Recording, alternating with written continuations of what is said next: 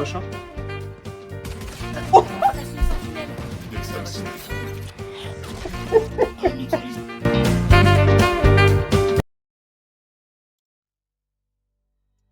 Et salut. Salut à tous. J'espère que vous allez bien, j'espère que vous êtes en forme. Salut Cricri. Et bonjour en ce mercredi combien? Mercredi 15 janvier 2025. Nouveau Café des Sports, comme tous les matins. Aujourd'hui, on va se parler de plusieurs choses. Alors, je vérifie juste que j'ai bien ça qui est lancé. Oui, c'est bien lancé, et c'est bien à jour. Ok. Donc, on va se parler de quoi? On va se parler rapidement, en fait, de la Coupe de France, des 16e de finale de Coupe de France qui ont commencé hier soir avec plusieurs matchs, dont sur 1, 2, 3, 4, 5, 6, 7 matchs. Sur 7 matchs, il y en a eu un qui n'a pas été joué. Sur les 6 qui ont été joués, il y en a 4 qui ont été joués au tir au but. Donc, on va regarder ça avec attention. Au Marseille. Et oui, l'OM pleure au Marseille. Vous ne croyez pas si bien dire, parce que ça fait partie d'un des sujets de ce Café des Sports. Pardon. On parlera de l'Open d'Australie. Et ensuite, on ira évidemment parler de Charlie Dalin qui a remporté le Vendée Globe. On ira voir les images de son arrivée au Sable d'Olonne, mais surtout, on ira parler de la personne en lui-même et de d'où sort Charlie Dalin, qu'est-ce qu'il faisait avant le Vendée Globe 2024. C'est un petit peu le programme de ce Café des Sports de mercredi. En sachant qu'aujourd'hui, comparé à hier et avant-hier, je ne pourrais pas déborder, donc c'est 8h30 pétante. On rend l'antenne, salut les studios. Et ça se terminera comme ça. J'ai pas trop le choix. Donc on commence sans attendre avec, donc, comme je disais, la Coupe de France. La Coupe de France, avec les résultats qui sont ici, on voit que Nice est allé gagner à Bastia.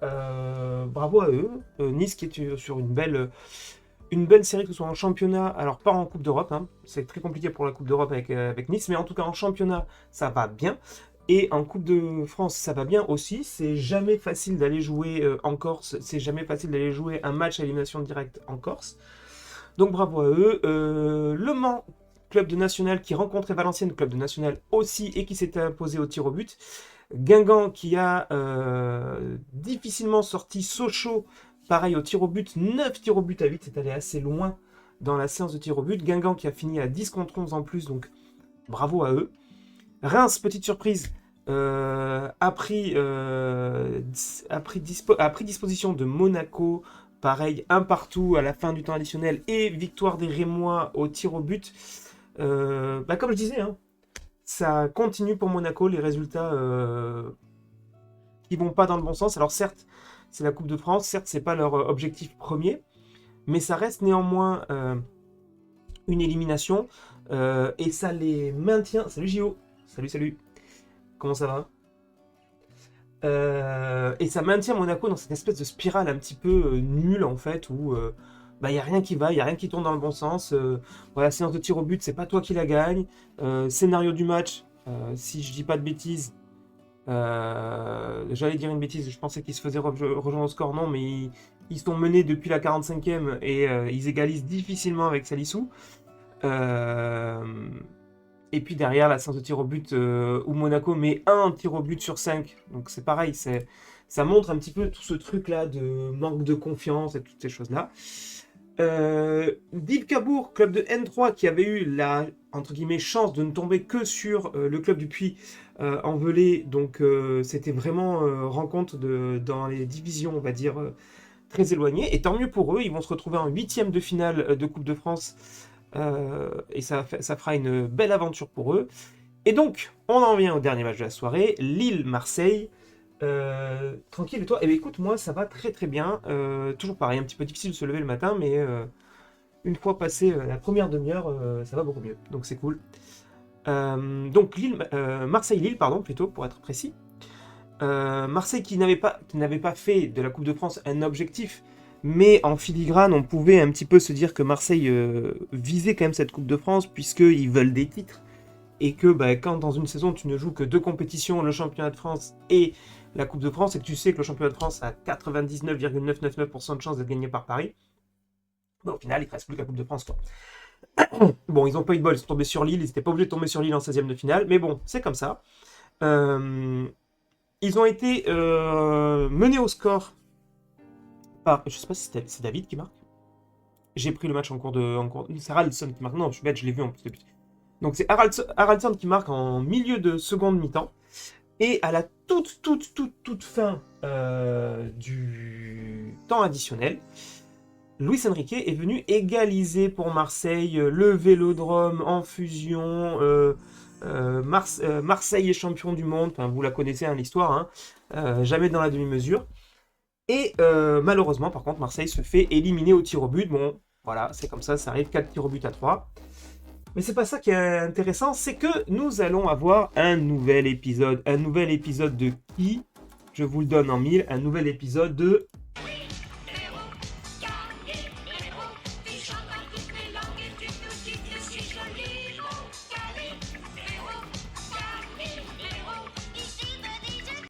Et oui, Calimero, le Calimero de la Ligue 1, c'est pas la première fois sur cette chaîne qu'on en parle.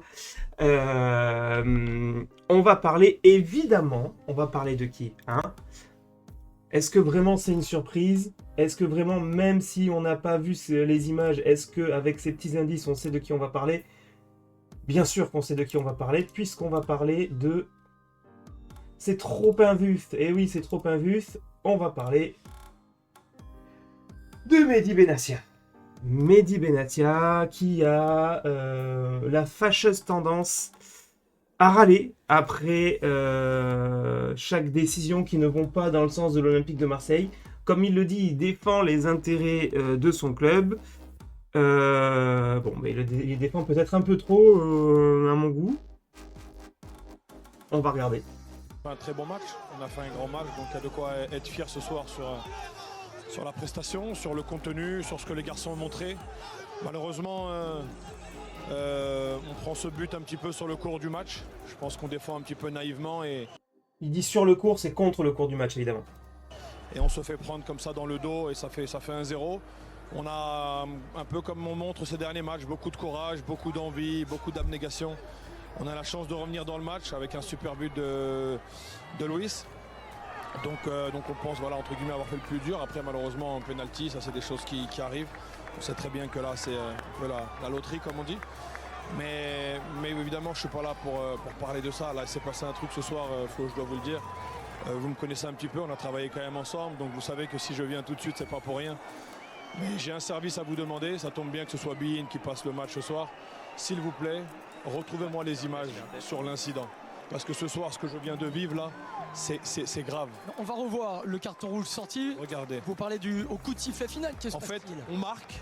Oui. On marque. Je vais voir le 4e arbitre et je lui dis, dites-lui quand même qu'il y avait pénalty, même si c'est fini. Oui, je vais préciser, toujours les mêmes quand on me dirait un grand philosophe, c'est exactement ça. Oui, petite précision que j'ai oublié de dire, effectivement, il y a une action très litigieuse en seconde période sur Ro, le joueur marseillais. Et il y avait pénalty potentiel et il n'y a pas eu pénalty. Voilà. Dites-lui quand même qu'il y avait pénalty. D'accord. Au passage, j'enlève le coach, mon coach, qui est en train de se disputer un petit peu avec Olivier Létang. Vous voyez qu'il y a beaucoup... Moi, ça me fait rire parce que, comme à son habitude, on sait ce qui s'est passé. On sait ce qui s'est passé. C'est que Benatia a profité un petit peu du tumulte pour aller mettre un coup de pression au 4e arbitre, comme il fait tout le temps. Et en plus, de la manière dont il le raconte au niveau des médias, il va se faire passer pour le mec qui séparait les gens qui s'embrouillaient. Non, t'es venu mettre un coup de presse à l'arbitre, toi aussi. Beaucoup de monde à ce moment-là, on est, je sais pas, il y a une quinzaine de personnes. Monsieur Turpin qui arrive de 50 mètres, regardez, il sait même pas. Il vient là, paf, rouge. Je dis, à moi? Je retourne voir le 4e arbitre, je lui dis, mais moi, rouge? Il m'a dit, oui, vous m'avez menacé avec le doigt. Je lui ai dit, mais... dites-lui bien qu'il y avait pénalty sur Ro. Dites-lui bien.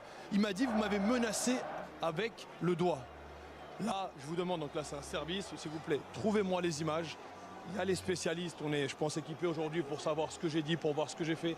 Je sais que j'ai pas le droit de parler, vous inquiétez pas, je le sais, je l'ai très bien compris. Bon bah alors, si tu sais que t'as pas le droit de parler, pourquoi tu viens parler? En fait, c'est ça le truc, c'est ça le problème du foot. C'est que en gros, il y a une règle, surtout au niveau du traitement, au niveau des arbitres et tout ça, mais il y a des règles et en fait, on a juste pris l'habitude depuis très longtemps de pas suivre ces règles. C'est juste ça en fait. Ouais, il le dit, bah, je sais que je n'ai pas le droit d'aller lui parler. Bon, mais fin du débat, t'as pas le droit d'aller lui parler, il n'y a même pas d'histoire de menace ou quoi, t'as pas le droit d'aller lui parler. J'ai pas le droit de parler, j'ai pas le droit de travailler, j'ai pas le droit de rien. Pas de problème. Le métier de Benassia, c'est pas sur le terrain normalement. Son métier à lui, ça n'a rien à voir avec le terrain. Donc bien sûr que si, t'as le droit de travailler. Mais t'as rien à foutre sur la pelouse. Vous avez vu, là, il y a à Rennes, penalty, on m'a donné penalty sur Murillo, ils ont été déjugés, on n'a rien dit. On n'a rien dit, de toute façon, quand on parle, on n'est pas écouté, c'est pas grave. C'est pas grave. Mais là, il y a penalty, on n'a rien dit donc sur le moment. Je dis rien sur le péno, mais moi, quand je marque, je vais aller dire quelque chose de mal à l'arbitre alors qu'on a marqué. Mais il faut être quand même un imbécile. Donc Turpin vous reproche de l'avoir menacé. Non, pas Turpin, Turpin, il est sur le terrain, le quatrième arbitre. Voilà, Il me dit, vous m'avez menacé avec le doigt. J'ai dit, mais qu'est-ce que je vous ai dit? Je vous ai dit, dites-lui bien, regardez les images, dites-lui bien qu'il y avait penalty quand même. Et ça, c'est carton rouge. Mais on revoit le penalty dont vous parlez. Et à quoi ça sert? À quoi ça servirait que l'arbitre aille dire à un joueur oui, effectivement, il y avait bien penalty sur l'action qu'on n'a pas sifflé. Jamais de la vie, il va le dire, l'arbitre. C'est débile. Contact avec Alexandro, penalty. Sans pas arbitre, moi, mais pour moi, il n'y a pas de VAR, donc il n'a pas le chance, on ne peut pas lui dire, mais il y a faute. Bah, je t'ai joué au ballon, il y a faute ou il n'y a pas faute? Oui, bien sûr, on en a parlé. Il met des coups de pression même au consultant de ligne. Oh, il y a faute ou il n'y a pas faute? Oh, il y a faute ou il n'y a pas faute? Dis-moi s'il y a faute. Avec Luis voilà, Blanc, donc moi je lui dis il juste. y a clairement faute. Je pense que là, du coup, sur le coup, l'arbitre se trompe, bien évidemment. Mais ça arrive, il n'y a pas de VAR, je le comprends. Arrivé, Mais effectivement. on n'a rien dit. J'ai rien dit.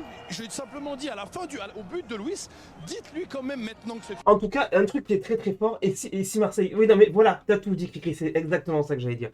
Ce qui est très fort là-dedans, c'est qu'au final, il se donne en, comment dire, un peu en lumière, il fait la pleureuse comme d'habitude, et au final, on parle de quoi? Est-ce qu'on parle de l'OM qui a perdu, ou est-ce qu'on parle de Benassia qui fait la pleureuse?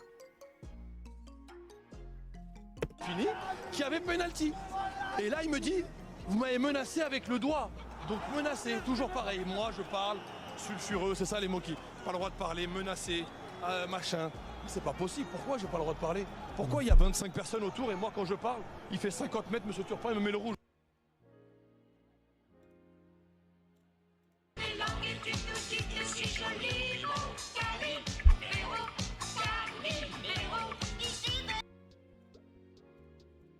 J'ai quoi moi de différent des autres? J'ai pas le droit de défendre mon équipe, j'ai pas le droit de défendre mes gens ici. J'ai pas le droit de le faire moi. C'est quoi, Mehdi, il y a un acharnement? Non, je sais pas. Pour toi? Flo, on se connaît un petit peu, on a travaillé ensemble, Non, c'est pour ça que je te pose la question. T'as le sentiment qu'il y a un acharnement, qu'on est. Acharnement, j'ai pas le droit de parler. Il le vit comme une injustice. Mais c'est pas que moi qui le vis. Après moi, la dernière fois, après Lyon, tout le monde a parlé. Tous les dirigeants de France ont été parlés. Qui a été convoqué? Qui? Personne. Je suis le seul. Mais j'ai rien dit encore. Personne n'a rien dit. Le club n'a rien dit. Mais on l'a vu, on voit les choses. Donc voilà. Donc le reste de l'interview n'est pas forcément beaucoup plus intéressant. Mais en fait, je vais revenir sur le truc. Tac. Comme d'hab, en fait, Benassia, il va mettre l'OM dans une posture de victime, de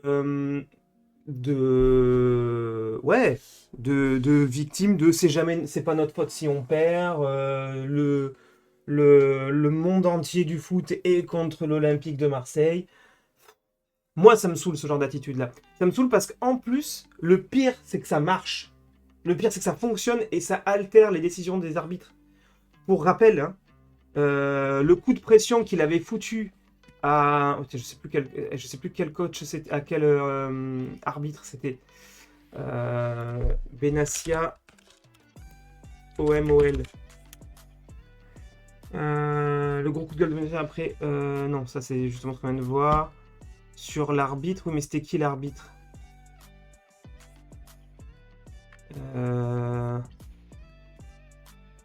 Benassia charge l'arbitrage. C'était qui? Benoît Bastien, ouais.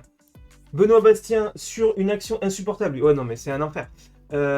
Benassia qui, pendant le match OM-OL, où effectivement, il y avait une action où Harit...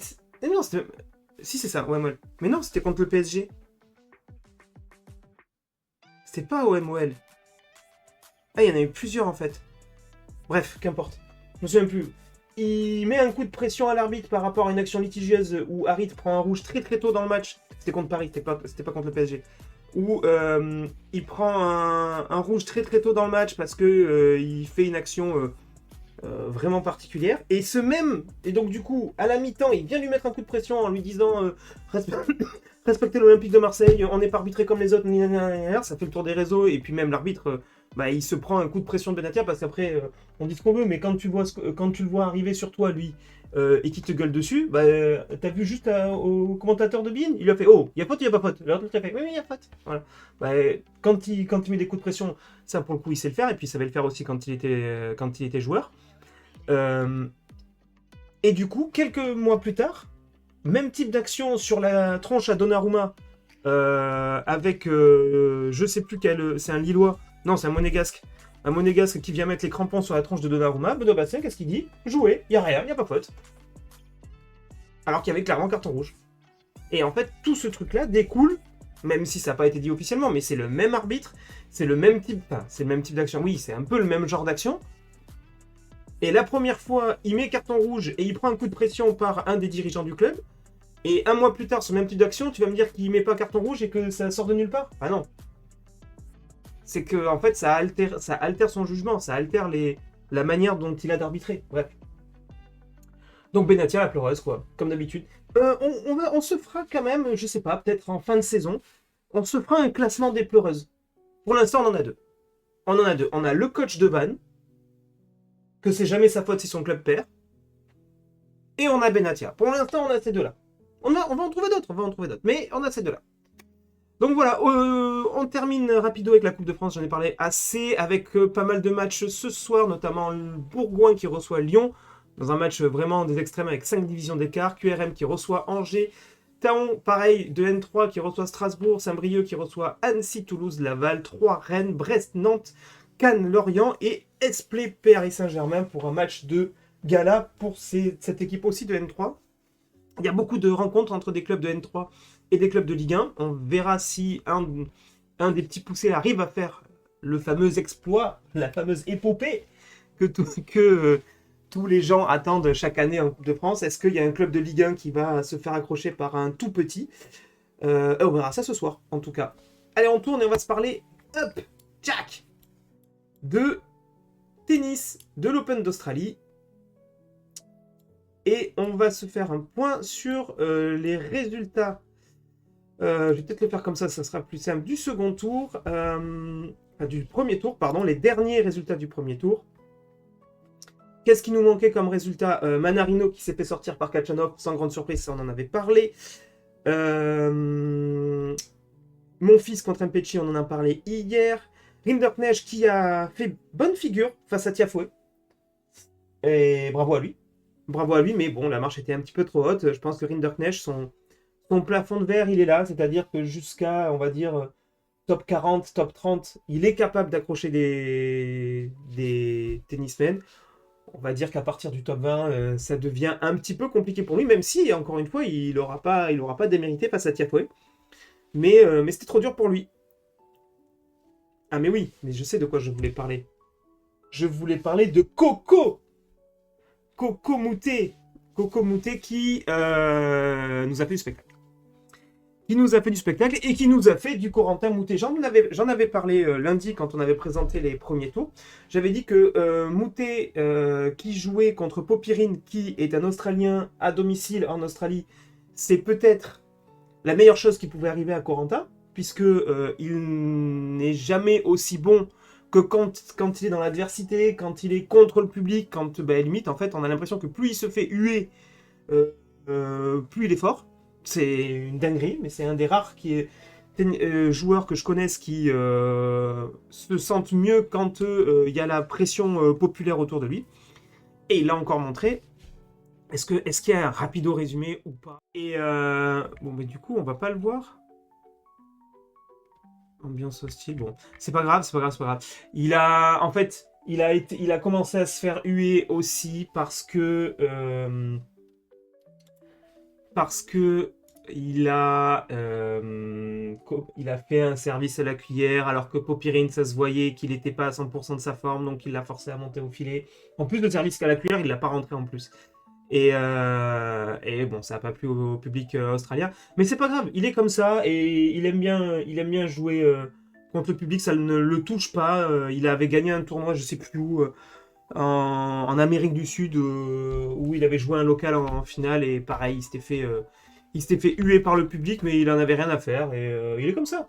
Donc bravo à lui, bravo à Corentin Moutet qui en plus s'ouvre le tableau, puisque forcément, en sortant une tête de série, ça lui permet de jouer un second tour contre un qualifié, donc c'est magnifique, et d'entrevoir par contre un troisième tour contre Medvedev. Clairement, de toutes les grosses têtes de série, Medvedev c'est peut-être celui qui est le plus jouable. Medvedev qui a encore fait un craquage contre une wildcard au premier tour, parce que il perdait 2-7-1, il a explosé le filet, il va encore prendre une amende colossale. Bon bref, ça mérite même pas que je remonte les images, mais voilà, Medvedev qui nous fait du Medvedev, qui est capable de nous faire des interviews sur France Télévisions en se faisant passer pour le genre idéal, et 2 semaines après, au tournoi de Paris, de péter un plomb, d'insulter l'arbitre et tout ça. Ça me fait même plus rire, c'est désolant de voir un mec avec un aussi bon niveau et se s'aborder psychologiquement avec des choses comme ça. Donc, on n'en est pas encore là, il y a d'abord un second tour, mais on présage d'un Moutet versus Medvedev au troisième tour. Djokovic qui a sorti Jaime Faria, un qualifié portugais, un autre portugais, hein, Caray qui n'est pas dans le chat le mercredi, mais ça lui fera plaisir de savoir qu'il n'y a pas qu'un seul portugais sur le circuit ATP. Il y a aussi Faria maintenant. Et qui a fait un match très correct contre Djokovic, donc bravo à lui. Il jouera au prochain tour Mačák, révélation l'année dernière. Donc là, premier gros test pour Djoko contre Mačák. Est-ce qu'il est réussi à conserver son niveau ou est-ce que ça commence à devenir compliqué? On le verra contre Mačák. En tout cas, on note que sur les 2 premiers tours, il aura laissé partir un set à chaque fois. Hugo Gaston qui a abandonné face à Lehečka, donc voilà, élimination. Benjamin Bonzi, lui, par contre, a passé l'obstacle Passaro en 4-7 et jouera justement Lehečka au 3e tour. Donc, premier français qualifié pour le 3e tour, Benjamin Bonzi, bravo à lui. Et ensuite, qu'est-ce qu'on peut voir? On peut voir que le deuxième portugais du tableau, Borges, jouera Alcaraz au prochain tour. Ça risque d'être compliqué, mais ça serait intéressant de voir. Borges qui est quand même sur une belle progression depuis plus d'un an, donc on verra ce que ça donne. Et maintenant, on attend Hugo Humbert face à Habib. On attend la fin du match entre Quentin Halys et Arthur Fils. Alors, sans vous spoiler, mais en vous spoilant quand même, on va sortir de ça. On va faire direct. Le match a été interrompu à 1-7 partout. 6-5 pour Alice dans le 3e set. Pas de break. Donc c'est très serré entre les deux hommes. Donc on verra ça. Et on attend aussi en fin de nuit pour l'Australie, mais en fin de matinée pour nous, Arthur Cazaux contre Fearnley. Voilà, on attend de voir ce que ça donnera. Et on aura fait le tour des Français encore en lice dans ce tournoi. Voilà ce qu'on pouvait dire sur l'Open d'Australie. Et maintenant, on tourne sur l'image de la journée d'hier, en tout cas.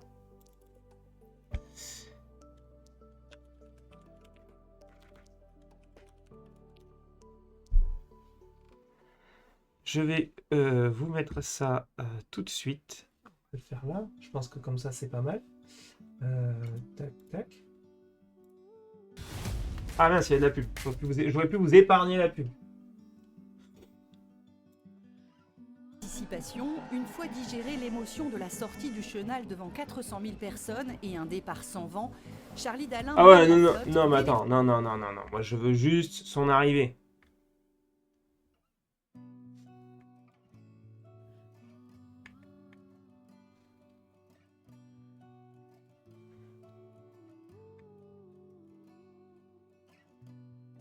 Bleu, blanc, rouge pour Charlie. Et on approche du chenal, hein, on est vraiment tout près de l'entrée.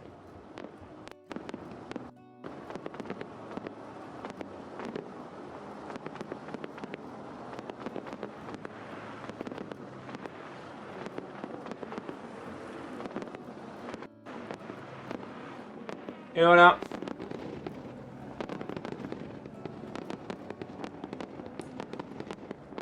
Donc Charlie Dalin, donc c'est lui évidemment là, qui remporte le Vendée Globe après 64 jours de course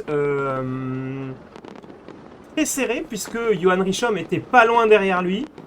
Mais Charlie Dalin qui... 65 jours, pardon.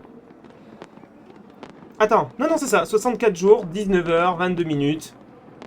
Voilà, après, il passe la ligne d'arrivée, on va dire, officielle un petit peu avant, et puis ensuite, il y a l'arrivée triomphante dans le chenal, où là, il baisse les voiles et il rentre au rythme du courant. Voilà, les fameux fumigènes traditionnels.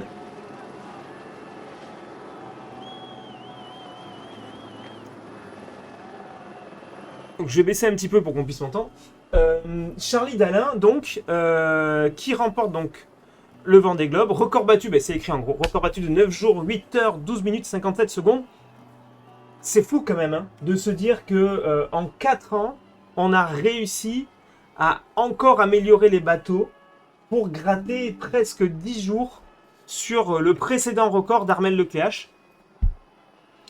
Alors évidemment, ça dépend énormément des conditions de course, ça dépend énormément de ce qui aura pu se passer au cours de ces, on va dire, un peu plus de 2 mois. Mais il faut quand même se rendre compte qu'il y a 20 ans, non attends, tous les 4 ans, non pas 20 ans, n'importe quoi, il y a presque 40 ans maintenant, quand le premier Vendée Globe a été couru, le tour du monde avait été bouclé en 119 jours. Donc ça n'a pas été divisé par 2, mais pas loin. C'est fou quand même. C'est fou. Donc, n'importe quoi. Donc Charlie Dalin qui termine devant Johan Richomme qui finit donc deuxième. Donc du coup la question c'est qui est Charlie Dalin, puisque en fait voilà c'était ça le sujet du jour. Donc il faut savoir que Charlie Dalin il a une quarantaine d'années, il sort pas de nulle part, hein. Conditions météo ultra favorables, oui voilà c'est ça, c'est très aléatoire. Il suffit que tu tombes sur une année où tu tombes sur des vents improbables, sur ce qui était arrivé d'ailleurs l'année dernière sur des secteurs où il n'y a pas un pet de vent pendant plusieurs jours, forcément ça y joue. Mais en fait, il faut vraiment se rendre compte qu'il y a la performance du marin qui est importante, surtout quand tu es tout seul. Mais il y a aussi la performance du bateau, et on le voit, vu que on avait rigolé un petit peu de cette histoire de Jean Le Cam, qui est parti cette année avec un bateau qui n'est pas un type IMOCA comme celui de Charlie Dalin. Il faut savoir que 99% des marins qui sont alignés sur ce Vendée Globe, pas 99%, on va dire un gros 90%, des marins qui sont alignés sur ce Vendée Globe sont sur un bateau IMOCA, donc avec des foils qui te permettent d'accélérer et de surfer sur l'eau, on en a déjà parlé. Mais du coup Jean Le Cam lui n'est pas pour ces foils parce qu'il estime que les bateaux vont trop vite et qu'ils deviennent trop dangereux, et donc du coup il voulait montrer qu'il pouvait être compétitif même avec un bateau qui n'est pas IMOCA. Ma parole oh. Tac tac, on va aller regarder ça. Il est où Jean Le Cam? Jean Le Cam, il est là, il est 20ème. Il est 20ème et il est où?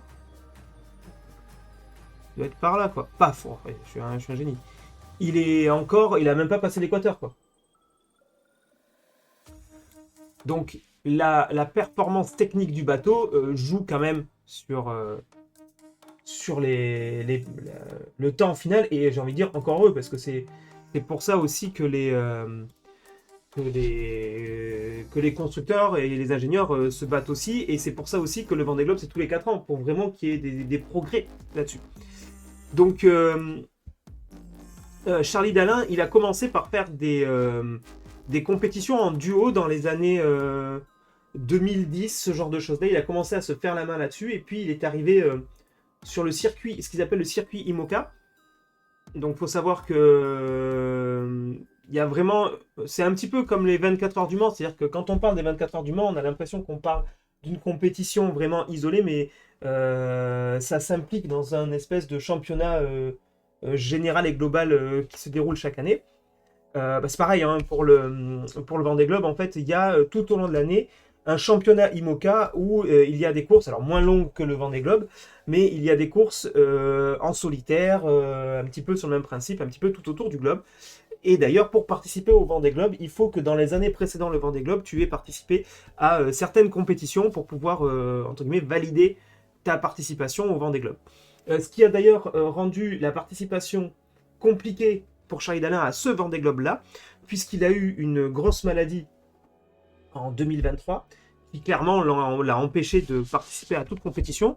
Sauf que si tu ne participais pas à une compétition du circuit IMOCA en 2023, tu ne participais pas. Je vais mettre son wiki à côté parce que je vais. Là, je sais ce que je raconte, mais je sens que je vais raconter une saucisse dans 2 secondes. Si tu ne participes pas à une compétition, n'importe laquelle, si tu ne prends pas le départ, tu ne peux pas participer au Vendée Globe en fait. Donc, ce qu'a fait Charlie Dalin, c'est qu'il a été obligé de prendre le départ de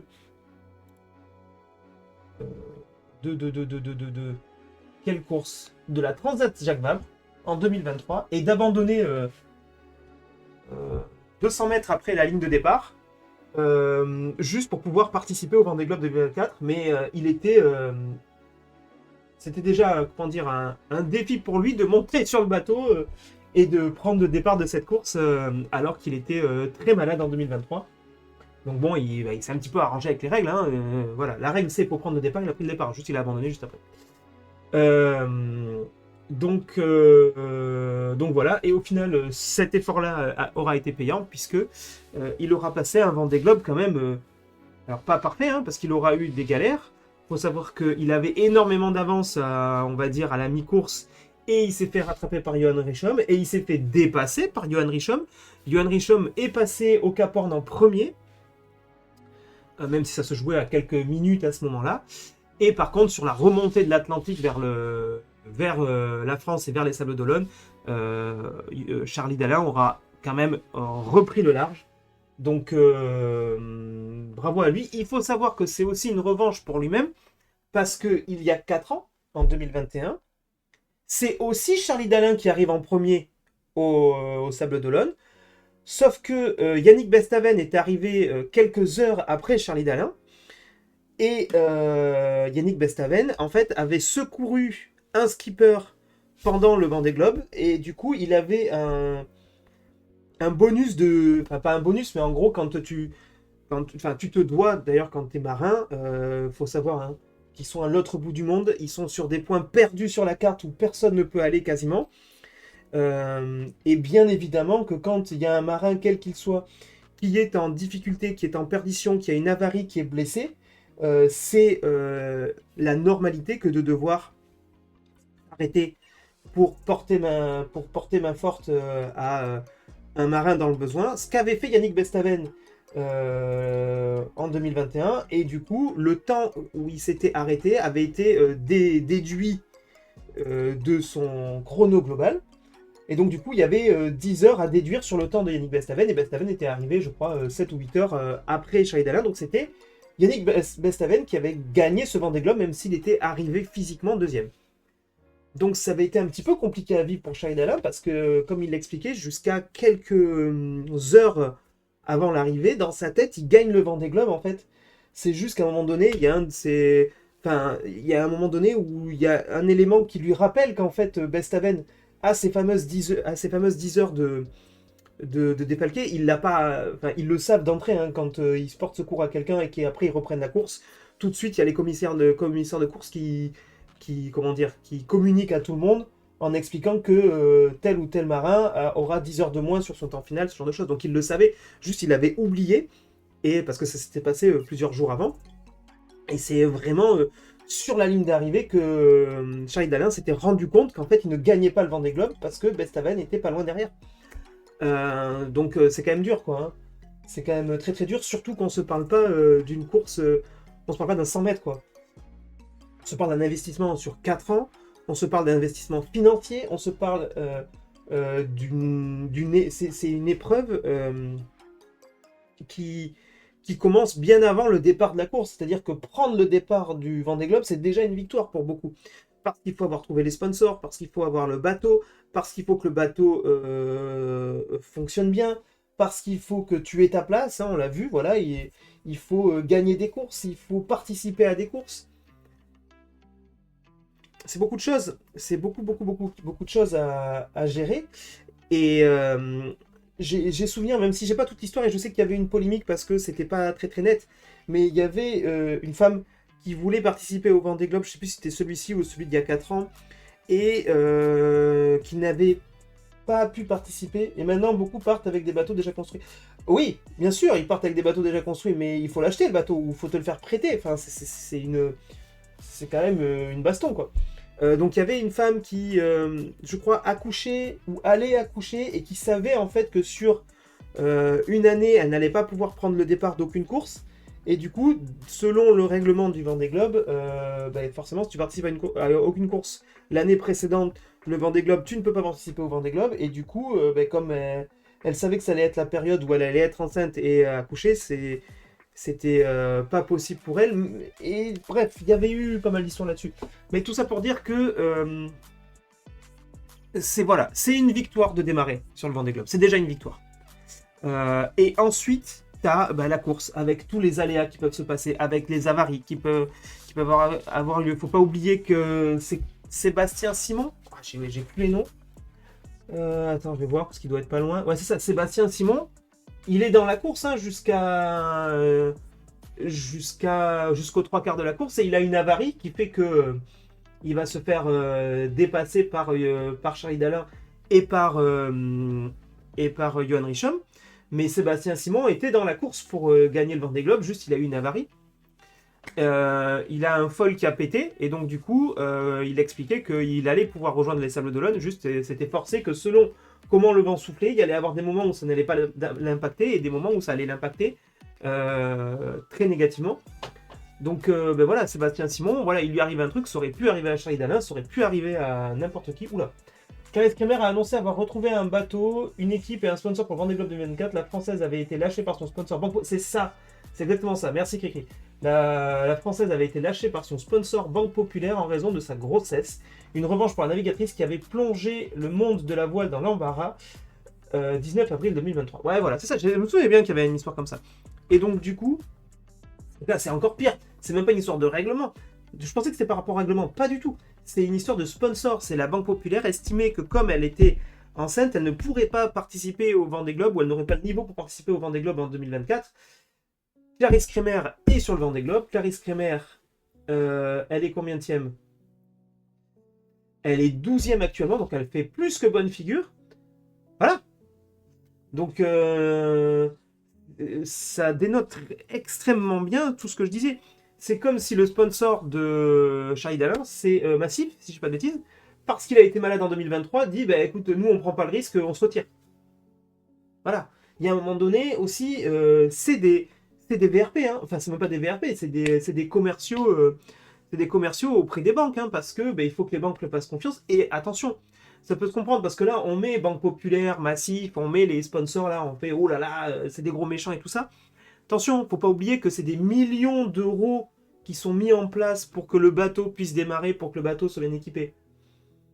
Donc on demande à des sponsors de payer des millions pour avoir simplement son nom sur la voile et sur le bateau, et sur le ciré quand ils arrivent. D'autant plus que si t'es pas dans les 2-3 premiers, on parle quasiment pas de toi. encore une fois, le sponsoring, c'est quelque chose de très très compliqué et on fait souvent passer les marques pour les gros méchants, mais il ne faut pas oublier que déjà, les marques, c'est pas des ONG, donc ce sont des entreprises, ils sont là pour faire du bif et c'est normal. Et de deux, le sponsoring, c'est vraiment... quand on parle sur Internet de je te paye en visibilité, c'est exactement ça, hein, le sponsoring. C'est tu me donnes de l'argent et je t'offre de la visibilité si je suis bon. Parce que autant on parle de Massif, vu que c'est le bateau du gagnant, autant on parle de Paprec Arkea parce que c'est Johan Richomme, il a fini deuxième. Autant on a parlé de, par exemple, il est où? Maître Coq. Ah, mais il a abandonné, je crois. Je crois qu'il a abandonné Bestaven. Oui, Bestaven, il a abandonné. Mais on a parlé de Maître Coq, qui était le bateau de Bestaven, qui a été dans le top 10 pendant un moment. Mais je vous certifie, je savais pas qu'il avait abandonné Bestaven. Mais il est où? Il est là. Autant Nexans Vevice, le sponsor du bateau de Fabrice Amédéo, qui est 33e, on n'en a pas parlé une seconde jusqu'à aujourd'hui. Hein.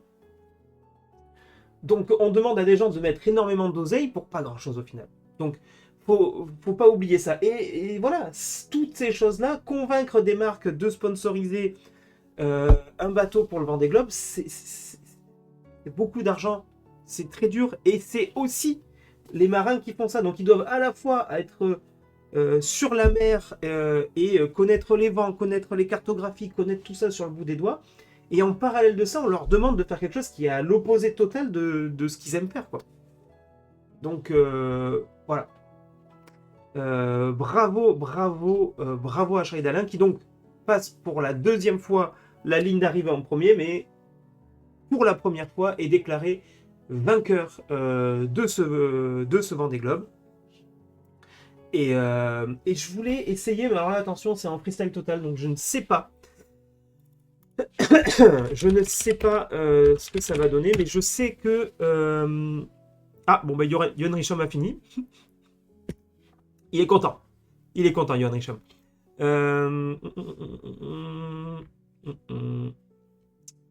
Je sais que la chaîne officielle du Vendée Globe a sorti les compiles des vidéos de chaque... Voilà. Ça, c'est le soleil qui est en train de se coucher. Et c'est mon dernier coucher de soleil dans l'Alizé de ce Vendée Globe. Le dernier, puisque demain, normalement, je serai déjà dans la dorsale à cette heure-là. Ouais, un moment. Un grand moment. Dernier coucher de soleil dans l'Alizé du Vendée. Commence à faire de plus en plus frais là. Je sens qu'on se rapproche de la maison de plus en plus. Bon, tout va bien à bord. Ça continue à bien glisser vers les sables de l'Aude. Oh, un magnifique vol de poisson volant. Et ouais, tout va bien. La nuit dernière, j'ai redormi avec des polaires pour la première fois. Et une sous-couche du bas aussi pour la première fois depuis bien longtemps. Ouais. C'est fou de se dire ça, parce qu'en fait, t'as l'impression, tu te dis, bah, ils sont sur l'eau, ils sont sur l'eau depuis, enfin voilà, ils sont en mer, donc forcément ils doivent avoir froid tout le temps, mais en fait non, il y a énormément de moments où ils n'ont pas froid du tout, parce qu'ils sont très proches de l'équateur et qu'il fait beaucoup plus chaud. Et donc là, au moment où il prend cette vidéo, il est en train de remonter vers la France. Donc il doit être là, j'imagine, à peu près au niveau de l'Espagne, ce genre de choses. Enfin, j'en sais trop rien, mais il doit être vers là. Et en fait, jusque-là, il avait chaud, à tel point qu'il ne prenait pas de polaire pour dormir la nuit, quoi. Donc c'est qu'il devait vraiment pas faire si frais que ça. Ça risque d'être le cas ce soir aussi. Voilà, je reste beaucoup de temps. Ah, c'était il y a 6 jours, donc ouais, il devait être même plus bas il devait être plutôt sur les côtes africaines. À scruter regarder la météo pour trouver la meilleure trajectoire possible pour rejoindre les sables de l'Aude. Mais ouais, ça se rapproche de plus en plus, c'est sûr. Et puis je garde un œil sur Johan, qui je sais ne va rien lâcher jusqu'au bout. Donc voilà. Ouais, je sais qu'il lâchera rien de rien du tout. Donc j'essaye de faire avancer le bateau plus vite, de trouver les meilleurs réglages. Donc ça, c'est la dernière vidéo qu'il a donnée, on va dire. En fait, le Vendée Globe leur demande de faire des petits podcasts, des petites vidéos de 2-3 minutes régulièrement, pas forcément tous les jours, mais tous les 3-4 jours.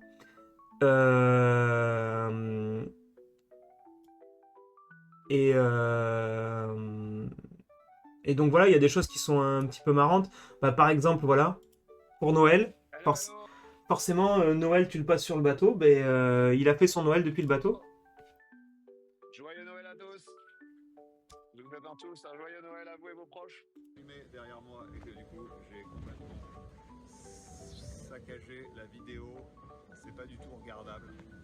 Du coup, et en plus la vidéo est bien trop longue, elle fait 10 minutes, donc je vais faire un résumé de ce que j'ai eu pour Noël sans contre-jour horrible. Alors j'ai été vraiment gâté. J'ai eu par exemple une énorme boîte de caprice, ça je pense que c'est Yana Natacha en souvenir de Grèce. Merci. J'ai eu des photos, souvenirs de vacances. Nadeisa, merci beaucoup, c'est gentil. J'ai eu une carte de Mathieu et Marie. Alors ça, je sais que c'est Mathieu qui l'a fait. C'est une représentation de l'IA de l'IMOCA Massif. Regardez-moi ça, c'est tout à fait réaliste. Avec un magnifique bonnet de Noël. J'ai eu des jeux à gratter. Peut-être que je vais être riche ce soir. Hein. T'imagines, tu grattes un truc comme ça, tu prends 500 000, sauf que tu peux pas aller encaisser ton ticket parce que t'es sur un bateau à l'autre bout du monde. Et je sais pas, t'as une avarie, il y a tout qui tombe à la flotte et tu perds ton ticket. D'accord, hein. Merci. C'est Marie. Merci. En vrai, faire ces vidéos, ça doit aussi leur faire un petit peu chaud au cœur parce que du coup, même s'ils parlent pas directement à leur famille ou ce genre de choses, bah, ça leur permet de garder du lien et ça doit être cool pour eux. Enfin bref, donc je vais pas montrer toute la vidéo, il fait ses cadeaux, voilà, il a eu des galères de voile. J'ai eu un petit souci avec une voile. Voilà, j'ai dû Ouais, c'est à ce moment-là où il s'est fait rattraper par Johan Richomme parce qu'en fait, il a dû réparer sa voile. la réparer. Ça m'a mis 36 heures à le faire. C'était un peu compliqué là de travailler dans la soute à voile avec le bateau qui a des pointes à 32. Donc j'avais mon casque et tout. C'était un peu. On a mis 36 heures de job, 36 heures de boulot assez acharné pour réussir à réparer, mais ça y est. Voilà, cette voile est de nouveau opérationnelle, donc je suis heureux de vous annoncer que la 600 Orion est de retour à 100% de son potentiel. Vous entendez bien? À 100% de son potentiel. Allez, à plus. Voilà, C'est fou, hein? Et tu as que 30 jours pour récupérer tes gains, oui. Non, mais par contre, voilà, à ce moment-là, il est content. Pourquoi? Parce qu'il est passé à ça de perdre le Vendée Globe. Il a eu un problème sur sa voile. Et donc, en plus d'être au niveau de la Nouvelle-Zélande, on le voit sur la vidéo, ça secoue dans tous les sens. Il a passé une journée et demie entière, j'imagine qu'il a dû dormir entre-temps, mais il a passé 36 heures à réparer sa voile. Forcément, il devait faire un temps de chiotte, donc il a dû le faire dans la soute où il y a la voile. Donc là, la vidéo est un petit peu coupée, mais en fait, il explique que il avait étalé la voile partout par terre pour pouvoir en fait la réparer. Et ensuite, il a dû la re-enrouler. Et pour la mettre dans, ils doivent avoir une espèce de boîte parce qu'il la hisse et il la, je sais pas comment on dit, déhisse. Enfin bref, il la déploie et puis il la range. Pour la range, elle se range dans une boîte, mais il pouvait pas ranger dans la boîte directement. Il fallait d'abord qu'il hisse la voile entièrement avant de pour pouvoir la remettre proprement dans la boîte dans la boîte, j'ai pas les bons termes, mais dans le lieu de rangement de cette voile. Donc il a bien galéré, quoi. Et c'est le genre de galère que quand tu pars sur le Vendée Globe, tu sais que tu vas avoir des trucs comme ça en 2 mois, en plus de 2 mois de course. Tu sais que tu vas avoir des galères de ce type-là, mais tu ne sais pas lesquelles. Je des pointes à 31,2 là. Ok. Et regardez qui est là.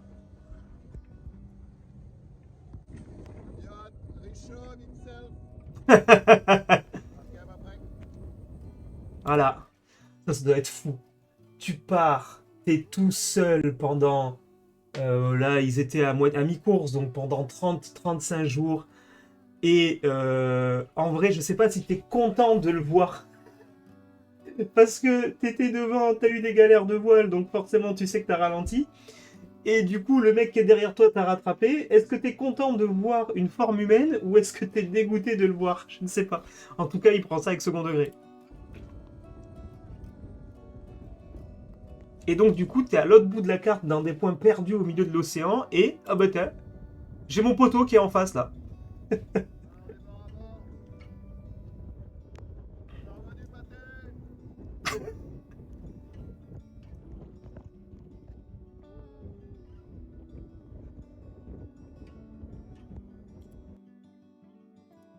Est allumé. Sur l'IMOCA, massif santé prévoyance, petite flambée du soir. Petite flambée du soir, c'est chauffage au gaz sur le bateau. Voilà, j'ai prévu. Ouah. Ça se voit, ils ont trop froid. Il a 1 million de couches sur lui. Il a un chauffage au gaz à côté de lui. C'est catastrophique. Moi, je pourrais pas. Hein. Prévu une cartouche spéciale pour le sud. Au-delà du fait que je pourrais pas parce que je ne suis pas un marin, mais même si on me demandait juste d'être présent sur le bateau, je pourrais pas. Il fait trop froid. Il fait trop froid. En fait, quand il fait chaud, il fait trop chaud. Quand il fait froid, il fait trop froid. Eh ben, c'est le moment de l'utiliser là, parce qu'il fait 6 degrés dans le bateau là. C'est vraiment pas chaud. Ne vous inquiétez pas. Quand il fait 19 degrés chez moi, j'estime avoir froid. Alors, imaginez quand il fait 6. Mince. Non. Je laisse jamais le réchaud allumé tout seul. Bah ouais, ça serait con de faire péter ton bateau quand même. Voilà, donc je trouve ça ultra intéressant. Il y a 1 million de vidéos, forcément, vu que il y a, là, il y a une quarantaine de vidéos rien que de Charlie Dalin, et il y en a quasiment autant pour chaque marin. Mais en fait, ça te permet de te faire découvrir l'intérieur de quel sport mixte et inclusif avec le chinois amputé. Oui, en plus, c'est vrai. Alors, inclusif, oui et non. Oui, parce qu'il participe. Si on fait en global, oui, parce qu'il participe, mais pas... et c'est beau qu'il participe, mais le problème qu'il y a, c'est qu'il peut pas jouer la gagne, en fait. Enfin, voilà. C'est beau de le faire participer, et c'est très très bien, et le défi pour lui, c'est de rallier le Sable d'Olonne, de gagner. Mais malheureusement, à l'heure actuelle, avec les technologies actuelles, il n'est pas à armes 100% égales face à des gens 100% valides, malheureusement. Donc voilà, bon, je pense qu'on a à peu près fait le tour, hein, je ne vais pas regarder les 40 vidéos, mais en tout cas c'est ultra intéressant et je vous conseille et je vous invite, si le Vendée Globe vous a intéressé, à aller directement sur la chaîne YouTube du Vendée Globe. Et ça permet de vivre un petit peu à la manière un petit peu de ce que fait à ce niveau terminer la course, c'est une victoire. Oui, tout à fait. Mais en tout cas, je vais sortir ça parce que là ça fait mal aux yeux. Ce blanc là, voilà. Ça permet de voir la course de l'intérieur. Et je sais que par exemple, Cricri, tu suivais Violette. D'ailleurs, tu vas continuer, hein, vu qu'elle n'est toujours pas arrivée. Hein, pour info, Violette, elle est où, Violette On va mettre là. Violette, elle était dans les... là, vers là. Elle est 28e, Violette. Donc, bon. Ah, lui, il a abandonné. Elle est par là. Ouais. Violette, elle est le long des côtes sud-américaines, donc je pense qu'elle a presque un mois encore de remontée. En vue entre le 8 et 14 février, je suis pas sûr qu'il y ait 15 jours là. Hein. Ah non, un mois, ouais. Donc c'est ça, ouais, un gros mois, quoi. Ouais. Enfin, un gros mois, ouais, c'est ça, pardon. J'avais mal calculé. Donc voilà, ça permet de pouvoir les suivre de l'intérieur et d'avoir des petites nouvelles de eux, mais de chaque pilote, quoi. C'est fou de se dire que on est le 15 janvier et que très probablement, si jamais il n'abandonne pas, Dennis Van Weyenberg arrivera presque en mars, quoi. C'est fou. C'est fou, il a toujours pas passé. Il y a encore 4 bateaux qui n'ont pas passé le Cap Horn. C'est fou. Bref, c'est comme ça, c'est le Vendée Globe. C'est le Vendée Globe. Bravo à Charlie Dalin.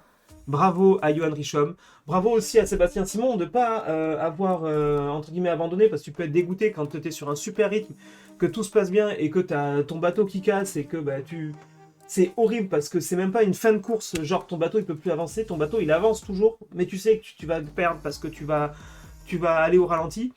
Et ça doit être ultra frustrant.